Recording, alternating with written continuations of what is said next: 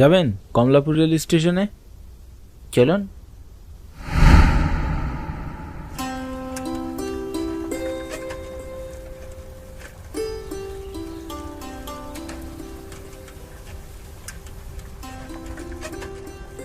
আমি রেল স্টেশনে যাচ্ছি, টিকিট পেলে আজ তোমার সাথে দেখা হবে, মাকে জানিয়ে দিও। ঠিক আছে, সাবধানে আসেন। আমি আমার স্ত্রীর সাথে কথা বলে তাকে জানিয়ে দিলাম আজকের ট্রেনে চড়ে আমি বাড়ি যাচ্ছি। কিছু সময় পর রিক্সাওয়ালা দাদা আমাকে রেল স্টেশনে নামিয়ে দিল।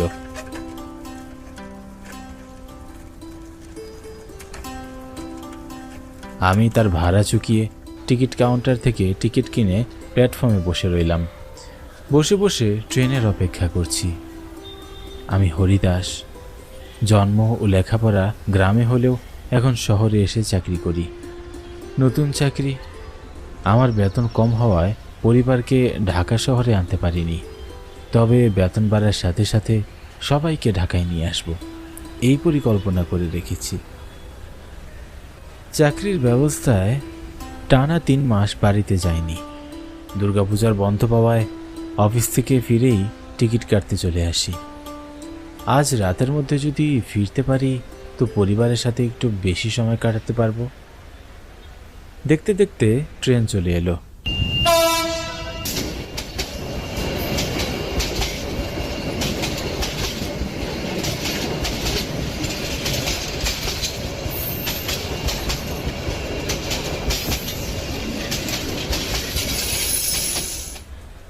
আমি ট্রেনে উঠে পড়ি।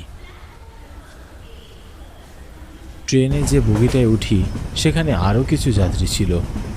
খুব বেশি ভিড় না থাকায় মনটা ভালো লাগলো। অতিরিক্ত ভিড় আর গরম একদমই সহ্য হয় না। ট্রেন ধীরে ধীরে এগিয়ে গেলেও ট্রেন জার্নি আমার সব থেকে বেশি প্রিয় লাগে। দেখতে দেখতে ট্রেন আমাকে কুমড়োখালি নামিয়ে দিল।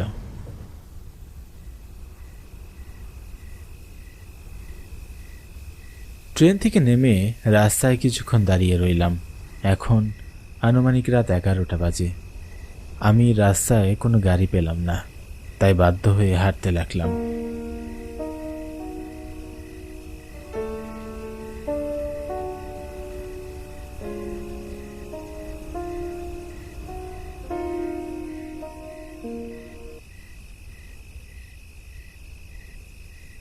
হাঁটতে হাঁটতে পাকা রাস্তা ছেড়ে আমি গ্রামের কাঁচা রাস্তায় হাঁটতে লাগলাম।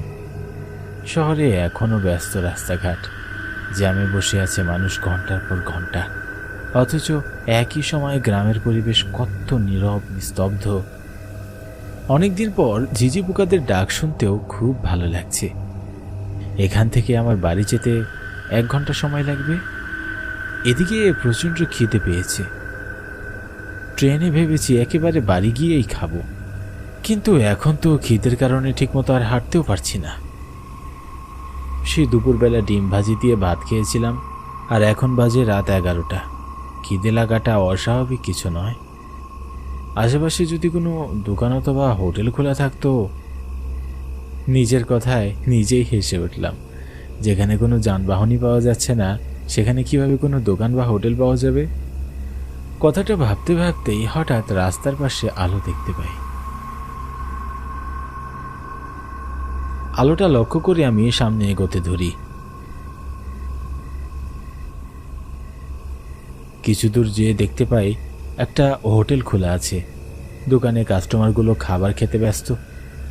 এই নির্জন জায়গায় হোটেল, তাও এত রাতে খোলা আছে। যাই হোক, এত কিছু জেনে আমার কোনো কাজ নেই। ক্ষুধা নিবারণের জন্য কিছু খাবার পেলেই হলো। আমি সামনে এগিয়ে যাই। তখনই একটা ছোট ছেলে দৌড়ে আসে আমার সামনে।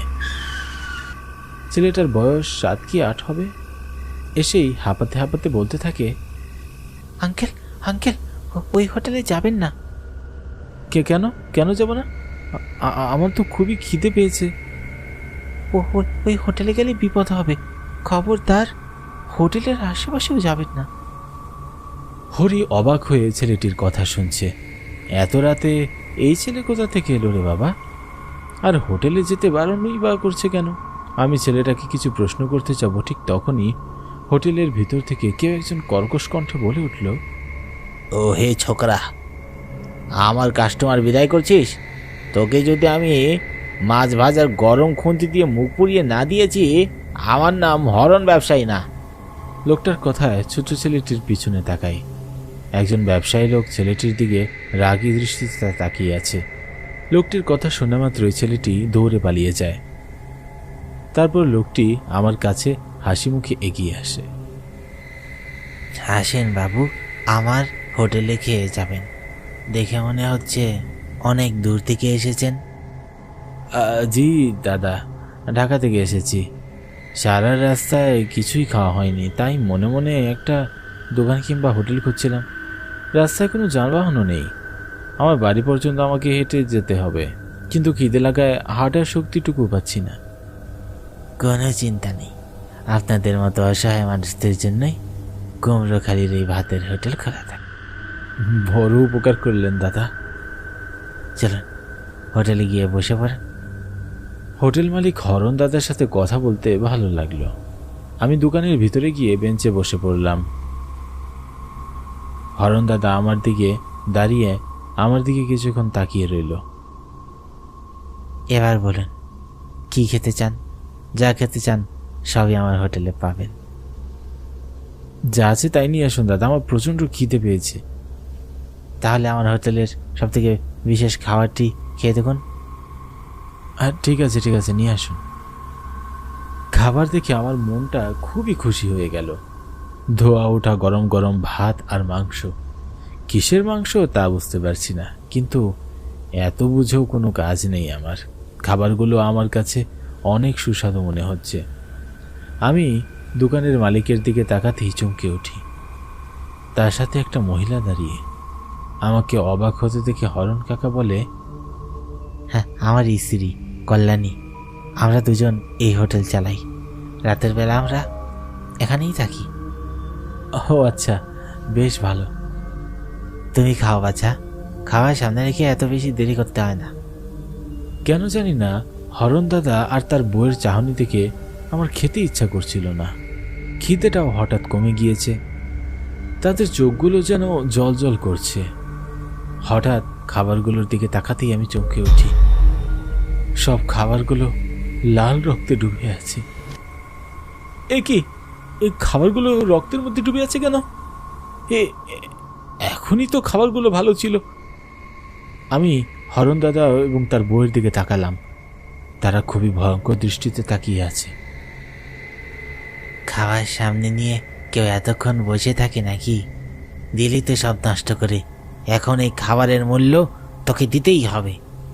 আমি হরণ দাদার রাগী কণ্ঠ শুনে অনেক ভয় পেয়ে গেলাম। এই লোক এতক্ষণ কি মিষ্টি সুরে আমার সাথে কথা বলল, আর এখন খুবই কর্কশ শোনাচ্ছে তার কণ্ঠ। আমি খাবারের মূল্য যা আছে দিয়ে যাব, কিন্তু আমি এটা বুঝতে পারছি না এই খাবারগুলো রক্তে ডুবে আছে কেন। আমার কথা শুনে হরণ দাদার বউ কল্যাণী, ব্যাপারটা আমার কাছে মোটেও সুবিধার মনে হচ্ছে না। রক্তে ডুবানো খাবার আর হরণ দাদা ও তার বউয়ের আচরণ আমার কাছে খুবই অস্বাভাবিক লাগছে। বুকের ভেতরটা কেমন লাফিয়ে উঠছে। বারবার মনে হচ্ছে এখান থেকে দৌড়ে পালানোই ভালো হবে, কিন্তু স্বামী স্ত্রী দুজনে যেভাবে দাঁড়িয়ে আছে, পালানোর তো কোনো রাস্তা নেই। এদের হাত থেকে নিস্তার নেই আমার। দেখুন দাদা, আমার খুবই খারাপ লাগছে। আমি খাবার খেতে পারবো না। আমি বরং বাড়ির পথে রওনা দিই। বাড়িতে আমার পরিবার আমার জন্য অপেক্ষা করে আছে। কুমড়োখালির ভাতের হোটেলে যে একবার আসে এসে আর ফিরে যেতে পারে না। তুইও যেতে পারবি না। তোর পরিবার তোর লাশও খুঁজে পাবে না, কারণ তোকে এক্ষুনি কেটে টুকরো টুকরো করে রান্না করে আমি হোটেলের মেনু তৈরি করব। হোটেল মালিকের কথায় আমার সারা শরীর হিম হয়ে যায়। মনে হচ্ছে এখনই যেন আমি জ্ঞান হারিয়ে পড়ে যাব। এই দুজন স্বামী স্ত্রী, ওরা কেউই মানুষ না। একজন মানুষের পক্ষে কিছুতেই এ ধরনের কথা বলা সম্ভব নয়। দেখতে দেখতে স্বামী স্ত্রী দুজনেই ভয়ঙ্কর রূপ ধারণ করলো। কি বিভৎস দেখাচ্ছে তাদের। সারা শরীরের রক্ত, কাটা কাটা দাগ, আর চোখগুলো আগুনের লাভার মতো জ্বলজ্বল করছিল।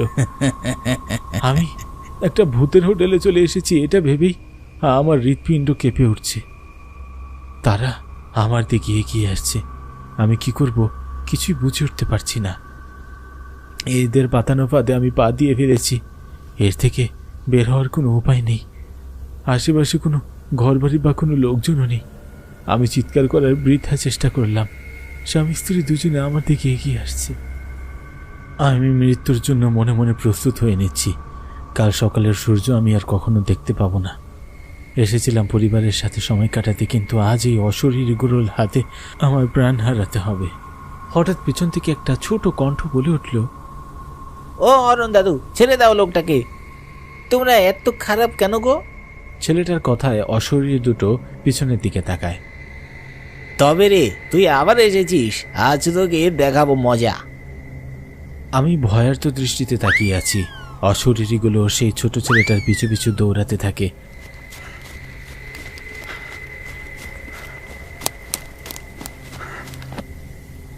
আমি হোটেল থেকে বেরিয়ে বাইরে বের হয়ে আসি, কিন্তু বাইরে কাউকেই দেখতে পাই না। না আছে সেই ছোট্ট ছেলে, না সেই মালিকের বউ। আমি হতভম্ব হয়ে চারিদিকে তাকাই, কিন্তু কারো কোনো সারা শব্দ দেখতে পাওয়া যায় না। ভয়ে আমি ঘন ঘন নিঃশ্বাস ফেলছি। আমার চারিদিক আরও বেশি অন্ধকার হয়ে এসেছে। মাথা প্রচণ্ড ব্যথা করছে।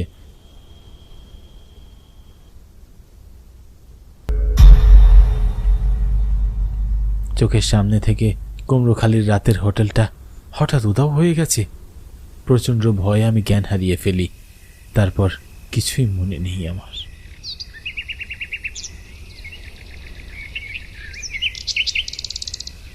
সকালের সূর্য চোখে লাগতেই আমি চোখ মেলে তাকাই। আমি একটা রাস্তার মধ্যে শুয়ে আছি, আর আমার আশেপাশে কয়েকজন মানুষ। তাদের দেখে আমি কিছুটা ভয় পেয়ে যাই। ভয় নেই এখন, তুমি এখন পুরোপুরি নিরাপদ। কিন্তু চাচা, এখানে হোটেল ছিল, সেটি কোথায়? হোটেল ছিল তা তো 1 বছর আগে, আর এখানে তো কোনো হোটেল নেই এখন। কিন্তু আমি তো রাতে নিজ চোখে একটি হোটেল দেখেছি। হ্যাঁ, তুমি যে হোটেলটা দেখেছ, তবে সেটা একটি ভূতুড়ে হোটেল। 1 বছর আগে এই হোটেলটি কুমড়োখালির বিখ্যাত হোটেল ছিল। শহর থেকে অনেক মানুষ এই হোটেলে খেতে আসতো।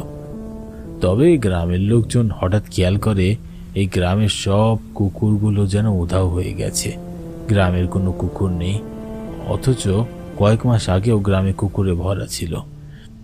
একদিন রাতের বেলা একজন এই হোটেলে খাবার খেতে গিয়ে আবিষ্কার করে হোটেলে আসলে কুকুরের মাংস বিক্রি করা হয়। গ্রামের লোকজন খুবই ক্ষেপে যায় হরণ এবং তার স্ত্রী কল্যাণীর উপর। তারপর গ্রামের লোকজন মিলে গণধোলাই দিয়ে স্বামী স্ত্রী দুজনকেই মেরে ফেলে। কিন্তু এরা তো মরেও শান্তি দিচ্ছে না। কিন্তু রাতে যে ছেলেটি আমাকে হোটেলে আসতে নিষেধ করলো, সে কে ছিল? ওই ছেলেটি হরণ ভাইয়ের ছেলে। ছেলেটি একদিন পুকুরে গিয়ে মারা যায়।